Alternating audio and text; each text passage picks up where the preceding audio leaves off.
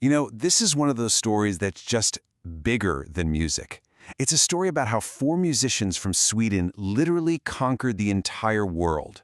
It's a story of perfect, shiny pop songs that hide a whole world of pain, of two fairy tale romances that ended in very public heartbreak, and a 40-year silence that absolutely nobody thought would ever be broken. This is the story of ABBA, and believe me, it's more dramatic and triumphant than you could ever imagine.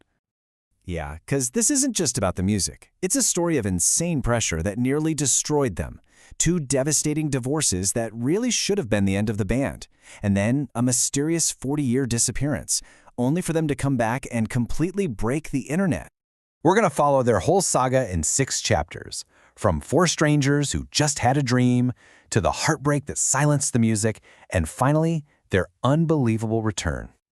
To really get ABBA, you have to go back to before the name even existed. See, this wasn't some band formed in a garage. These were 4 individual stars in Sweden, each with their own successful career. This was basically a supergroup in the making before anyone knew it. So, before they were even ABBA, these guys were already a big deal. Benny Andersson wasn't a band so huge they were literally called the Swedish Beatles. Bjorn Ulvaeus was a star in a popular folk group, and both Agnetha Fältskog and Annie Frid Lyngstad, or Frida as we know her, were already well-established and successful solo singers. The talent was all there. So the foundation of ABBA was really built on these 2 parallel stories happening at the same time. You had a musical partnership and 2 blossoming romances. Bjorn and Benny started writing these incredible songs together right as they met and fell in love with Agnetha and Frida. By 1972, the 4 of them recorded their first song, People Need Love. They didn't have the name ABBA yet, but all the pieces were starting to click into place. So, the band had some early success in Sweden, but to the rest of the world they were basically unknown. But then, one night, one stage, and everything was about to change, not just for them, but for pop music forever. This is it, the moment, the 1974 Eurovision Song Contest. They walk out on stage dressed in these wild glam rock outfits you just could not ignore, and they unleash Waterloo. I mean, it was unlike anything the contest had ever seen. It was energetic, it was ridiculously catchy, it was pure pop genius. They won, and in that single instant, ABBA was born on the world stage. And the explosion was immediate. Waterloo shot to #1 all across Europe. It even cracked the top 10 in America, which was almost unheard of for a Eurovision winner. But, behind the scenes, the industry was skeptical. They were like, sure, they've got one hit, but can these 4 Swedes with their Euro-sounding pop really have a lasting career? Well, they were about to answer that question with a string of hits that would define an entire decade. But that level of fame, that kind of pressure, it takes a toll.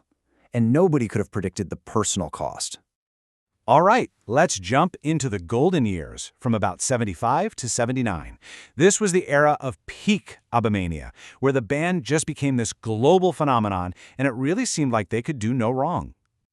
I mean, just look at this run. It's unbelievable. They proved they weren't one-hit wonders with SOS. Mamma Mia was a global smash. Fernando just dominated the charts for months on end.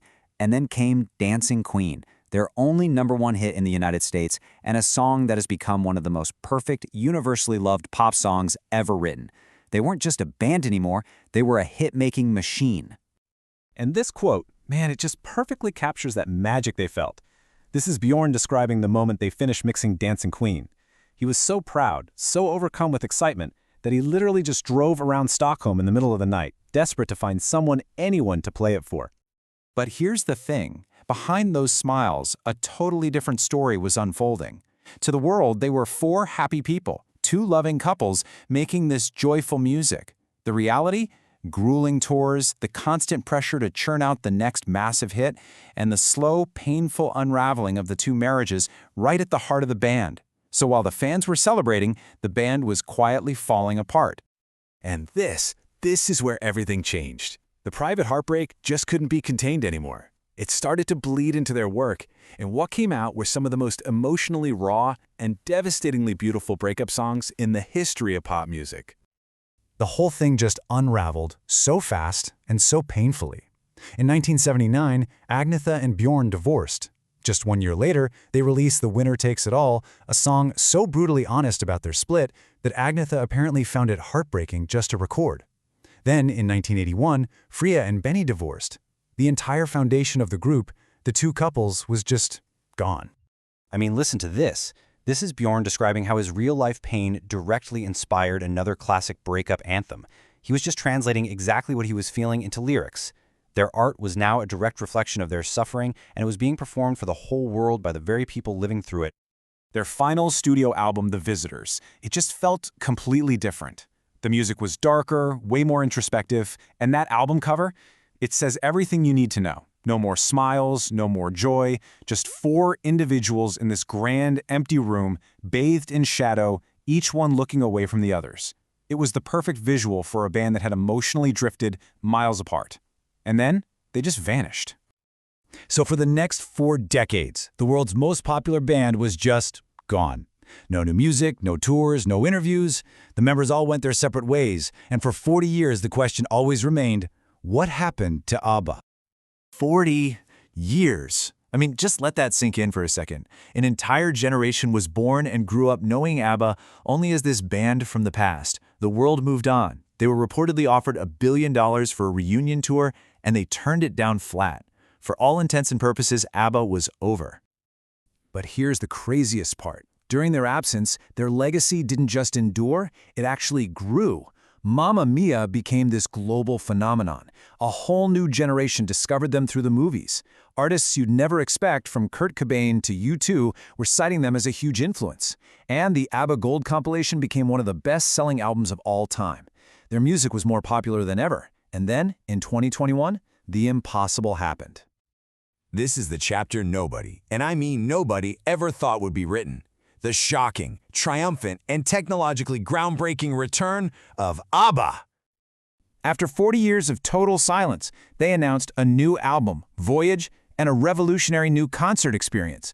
The internet went into an absolute meltdown. The band that had defined the 70s was somehow back to take on the 21st century. So, why now, after all that time? Well, in their own words, the technology had finally caught up to their imagination. Instead of a grueling world tour, they would perform as digital avatars or avatars, looking exactly as they did in their prime. It would allow them to perform forever without ever having to leave home. Pretty genius, right? And here's how it all went down. It started small. Just an idea for a couple of new songs to go with this Avatar show. But once they got back in the studio together, that old magic just sparked. Those 2 songs quickly became a full album, and that album became the soundtrack to this breathtaking live show in a custom-built arena in London. The comeback really just cemented what we all knew deep down. ABBA are absolute legends. With over 400 million records sold worldwide, they are the second best-selling group of all time. The only band to have sold more? The Beatles. That's the level we are talking about here. So as we look back on this incredible journey, what really is the ultimate legacy of ABBA? Is it the meticulously crafted pop songs that are going to be played at parties forever? Is it the raw human drama of love and loss that they somehow turned into timeless art? Or is it the final, triumphant proof that after 40 years of silence, the music can, in fact, begin again?